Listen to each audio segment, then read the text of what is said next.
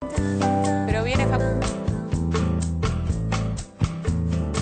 Bueno, estamos de vuelta. Hoy estamos hablando de adelantos médicos aquí en Médicos por Naturaleza. Siempre estamos hablando de adelantos, pero hoy nos quisimos puntualizar en aquellas cosas que se están empezando a usar. Son últimas investigaciones, últimas informaciones que le abren un nuevo escenario a la comunidad médica para seguir investigando sobre determinadas patologías. Pero tenemos consultas que nos llegan a través del mail y a través del Facebook. Está allí la licenciada Joal. Valeria, te escuchamos. Bueno, llamó Dolores y nos comenta, tiene 40 años, y nos comenta que ayer tuvo un episodio en donde se sintió realmente desesperadamente mal, con muchos temblores, con taquicardia, que se hiperventilaba, que sintió repentinamente que se moría, que se desvanecía, que perdía absolutamente el control.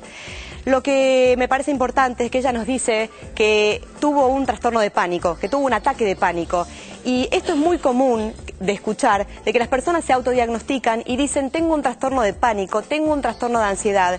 Es muy común tener una crisis de nervios, una crisis de angustia, y un ataque de pánico aislado no es suficiente motivo para determinar que vos tengas un trastorno de pánico.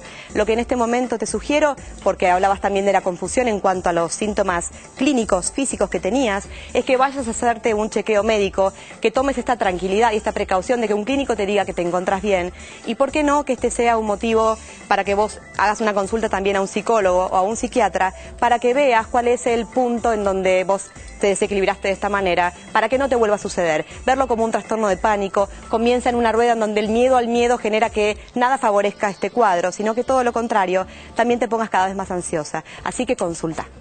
Bueno, nos quedamos con esa frase, el miedo al miedo, de lo que siempre nos habla la licenciada Joal. Pero hoy hablamos de otros temas, de adelantos médicos que tienen que ver con la parte cardiológica. Sabemos que la aparatología en estos últimos tiempos ha mejorado enormemente y hoy colocar un stent o hacer una cirugía de corazón significa muchísimo menos riesgo porque los aparatos han evolucionado enormemente y los médicos y los cirujanos han podido utilizar otros mecanismos para hacer cosas que antes eran realmente de una larga recuperación y muy graves. Consultamos al doctor Alejandro Fernández, que es cardiólogo, intervencionista del Hospital Italiano, y esto nos contaba.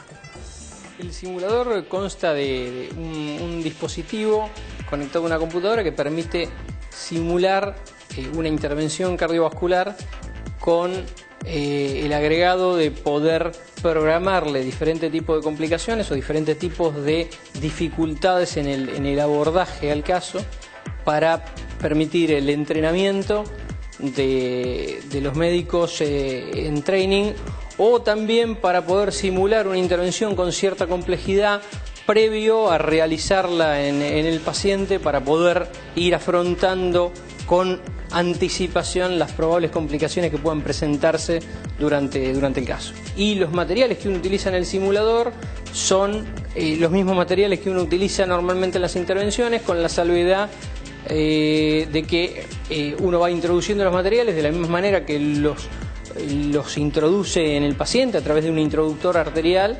y la forma de las puntas de los catéteres es la que la computadora simula de acuerdo a la forma de catéter que uno elija.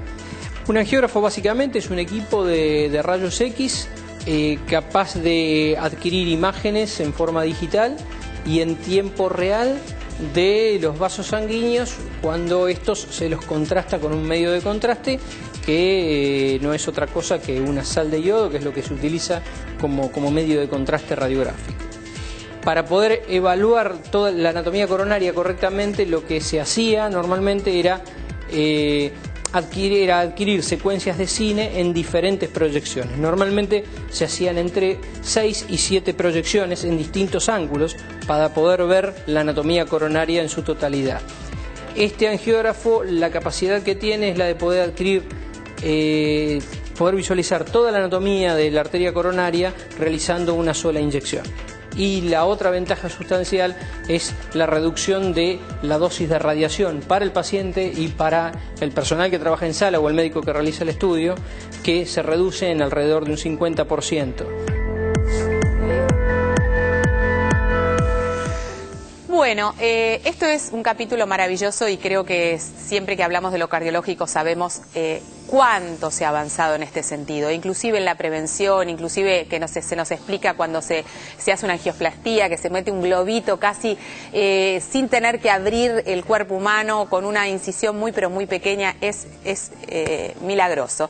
Pero tenemos otras cosas milagrosas gracias al doctor Marcelo Rubinstein, que es doctor en química, investigador del CONICET, y esperemos que de aquí un par de años o por ahí un par de meses nos venga a decir, sí, efectivamente, confirmamos que existe una sustancia en nuestro cerebro que genera las distintas adicciones. ¿Es así, doctor?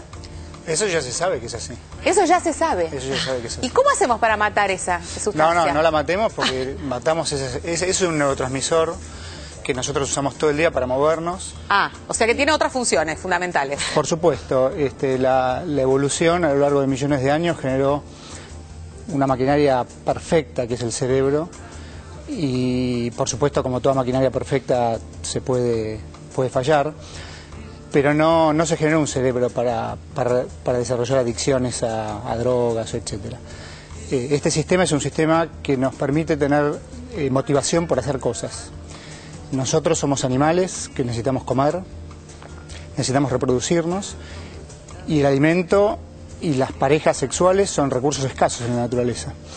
Entonces hay competencia y en esa competencia, como en toda, hay ganadores y perdedores. Y los ganadores ganan en general porque son más astutos, más fuertes, más rápidos y porque tienen un nivel motivacional más alto por conquistar ese objeto de deseo que es, por ejemplo, la comida o una pareja sexual. Y este sistema neuronal que existe en nuestro cerebro y en el de todos los animales es un sistema que se fijó hace muchos años, hace muchos millones de años en la evolución y que funciona de tal manera que cada vez que nosotros identificamos un objeto de deseo a lo que nos gusta, tendemos a repetirlo. La primera vez que nos gusta algo no sabemos qué era esa cosa, puede ser un alimento, puede ser una situación, estamos como neutros frente a esa situación, pero nos produjo placer, hubo una liberación de dopamina en el cerebro y esa activación de ese circuito, que se llama circuito de refuerzo, justamente porque esa acción lo que va a hacer en el futuro es que tendamos a repetirla. Entonces, los animales que esto es muy lindo pensarlo en términos evolutivos, ¿no?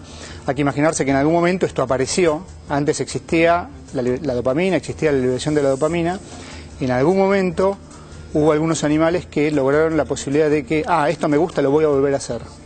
Y esa sensación de placer está vinculada a procesos absolutamente beneficiosos para el organismo. Por ejemplo, el consumo de alimentos ricos en azúcares o en grasas, que es energía, es lo que nosotros necesitamos para vivir, ¿no? A diferencia de las plantas que se pueden quedar recibiendo la energía del sol para vivir, nosotros necesitamos ir a buscar la energía. Ahora, si no nos gustara esa energía para que consumimos, ¿por qué vamos a salir a buscarla? Nosotros pensamos y podemos decir, no, yo tengo que alimentarme, porque si no, pero pensemos en los animales en la naturaleza o incluso en el hombre primitivo, que no tenía este nivel de racionalidad respecto del conocimiento. Y bueno, el único conocimiento es esto me gusta, lo quiero hacer. Ahora, ¿qué pasa cuando elegimos lo incorrecto, no? No, más que lo incorrecto, ¿qué pasa cuando nos pasamos de la raya? O sea, cuando lo repetimos innecesariamente y pasamos a tener una relación compulsiva con el objeto de deseo. Y esa es una adicción. Una adicción porque atrás de todo objeto de deseo, atrás de toda situación de placer, hay un cuadro patológico posible de compulsión y adicción. No necesariamente con drogas, puede ser con las compras, puede ser con el juego, puede ser con el sexo, puede ser con la alimentación, con cada cosa que a los seres humanos. Cosas, claro. Exacto. Y entonces, digamos, este descubrimiento, ¿y por qué hay un individuo o por qué hay un proceso neuronal que se pasa de rosca y hay otro que se sabe mantener con esto simplemente de elegir lo que quiere, repetirlo en el momento que lo vuelve a querer, pero sin generar este proceso patológico? Bueno, eso es producto o sustrato de la investigación de un montón de grupos de investigación en el mundo, porque es la pregunta clave que nos interesa entender a muchos investigadores en el mundo. Primero entender, ya creo que ya entendimos, la gente que hace neurociencia, en particular de temas de motivación y conductas apetitivas, cómo funciona la dopamina y cómo está vinculado la diferencia entre lo que es gustar y lo que es querer. Una cosa es que una cosa te guste, otra cosa es que vos quieras obtenerla. Es distinto, porque Gustar es un proceso pasivo. Así, yo puedo estar acá sentado, me pueden decir, bueno, abrí la boca, me ponen algo en la boca, digo, me gustó. Después de ahí a que yo quiera hacer cosas para ir a buscarlas y obtenerlas y tener que pelearme con otros, postergar otras situaciones, enfrentarme a situaciones por ahí conflictivas con ambientes naturales o con otros competidores, eso es lo que se llama la motivación por obtener. Entonces, querer es distinto que gustar. Pero para que uno quiera hacer algo, en general, primero le tuvo que haber gustado. Claro. O por lo menos pensar que le gusta. Y eso tiene una base fisiológica en el cerebro. Eso tiene una base fisiológica y sin esa conducta motivacional nosotros no existiríamos. Si nosotros no estuviéramos motivados cada día. Nosotros, yo llegué acá al estudio y me dijeron, ¿querés tomar algo? Y yo dije sí, y estuvieron muy amables y me ofrecieron. Pero así no funciona en la naturaleza. En la naturaleza a los animales no les preguntan, che, ¿qué querés tomar acá hoy? Tampoco, Mentira. No, pero lo que yo pregunto es, ¿esto va variando con la edad? A ver, un chico no puede ser adicto al juego por el dinero, un adulto sí. Bueno, el sistema nervioso va madurando a lo largo de la vida y encuentra su plenitud de todas sus conexiones hacia el fin de la adolescencia. Y en ese momento es cuando justamente nosotros somos personas que estamos, como se dice, en condiciones de tomar nuestras propias decisiones. Ahora, en animales estos fenómenos ocurren muy temprano. Por ejemplo, nosotros trabajamos con ratones en el laboratorio. Los ratones a los 2 meses ya alcanzan la madurez sexual y ya son adultos capaces de empezar a formar su propia familia y son procesos que se dan muy rápido. Ahora, ellos tienen el mismo sistema motivacional que nosotros y ellos tienen que tomar las decisiones respecto de salgo o no salgo a buscar alimento. Claro. No en el laboratorio, porque en el laboratorio se lo damos nosotros, pero un roedor en la naturaleza tiene que considerar si hay predadores en la zona, cómo están las condiciones climáticas, cómo están las condiciones de protección de su propia madriguera, o sea, salgo y desprotejo o salgo a ir a buscar. El alimento hay que ir a buscarlo, pero ¿cuándo? Entonces, hay una cantidad de evaluaciones que hacen los animales y que nosotros hacemos también de manera generalmente inconsciente, en función de cómo compatibilizar el grado motivacional con los peligros ambientales. ¿Hay un patrón de personalidad o un patrón neurológico, no sé cómo expresarlo en las palabras correctas, que va a hacer que uno se transforme en un adicto compulsivo o genere esta compulsión o esta patología compulsiva y otro no? Sí, hay características, se están haciendo muchos estudios en el mundo, son correlaciones, en donde es muy difícil hacer predicciones, es decir, bueno, si vos sos así seguramente seas un adicto. Eso además tampoco tiene mucho sentido para mí hacerlo. Pero sin duda la población humana es una población muy diversa, genéticamente muy mezclada, hay mucha variación, muchos polimorfismos en los genes, y entonces hay un amplio abanico de personalidades, hay un amplio abanico genético que además esa genética puesta en funcionamiento en la experiencia de vida de cada persona da una enorme matriz de posibilidades. Claro. Ahora, hay personas que tienen muy bajos niveles motivacionales en algunos momentos, que tienen lo que se llama anedonia, no dicen que les gusta nada, eso es como estar con un bajón permanente. Hay personas que son así. Hay personas que tienen un grado motivacional normal, que salen a buscar sus cosas, que están interesadas, que de repente por ahí pueden estar tranquilos, pero de repente salen a hacer sus cosas. Y hay personas que ya están en otro lado, que es como decía Luca, no sé lo que quiero, pero lo quiero ya.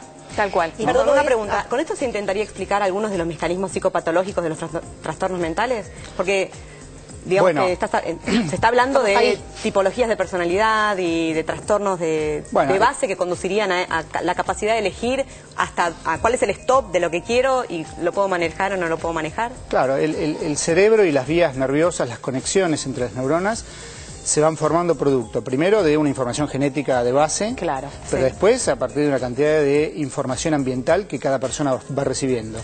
Es distinto un chico que crece bajo condiciones de violencia o bajo condiciones de extrema carencia de alimentos, que chicos que nacen muy protegidos y muy estimulados. Se van formando distintos cerebros. Esos cerebros, esas neuronas, esos sistemas neuronales se van regulando de distinta manera. Y bueno, eso es lo que nosotros estudiamos particularmente con un sistema que es el sistema que justamente libera dopamina y que es el sistema vinculado con la motivación y con el sistema que vincula la puesta en movimiento de nuestro cuerpo, porque nosotros para obtener las cosas tenemos que movernos. Esta idea por ahí no está muy arraigada en el concepto. popular, pero nosotros somos, todos los animales son animales en movimiento. Uno nunca va a ver animales mucho tiempo quietos, especialmente cuando tienen que ir a buscar las cosas que necesitan.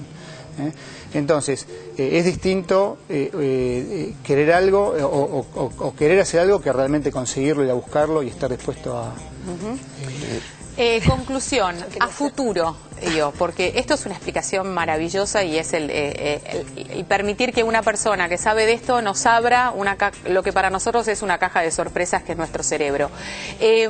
A futuro, pudiendo identificar esta neurona, su funcionamiento, su capacidad de transformarse, ¿podremos tomar un fármaco o debemos utilizar algún mecanismo para justamente poder manejar lo que nosotros llamamos adicciones?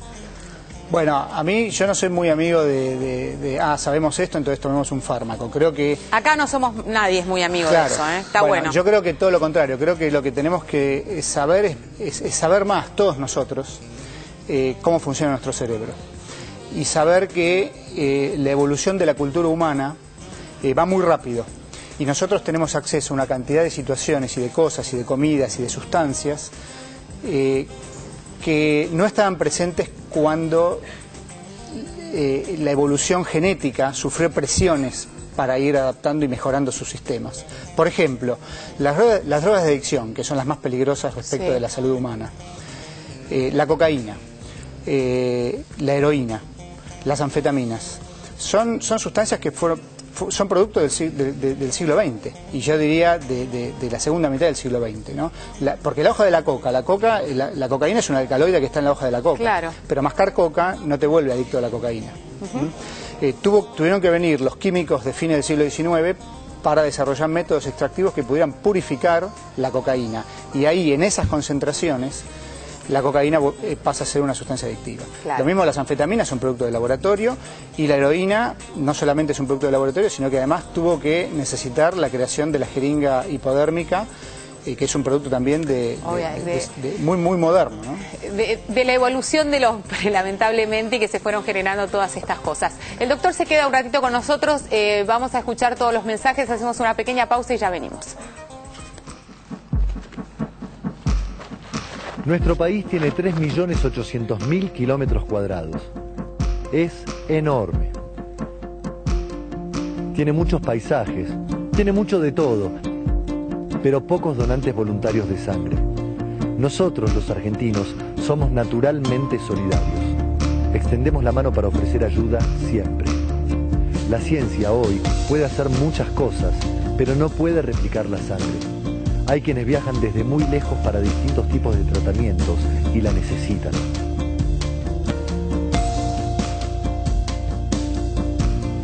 No te olvides, estés donde estés, donar sangre salva vidas.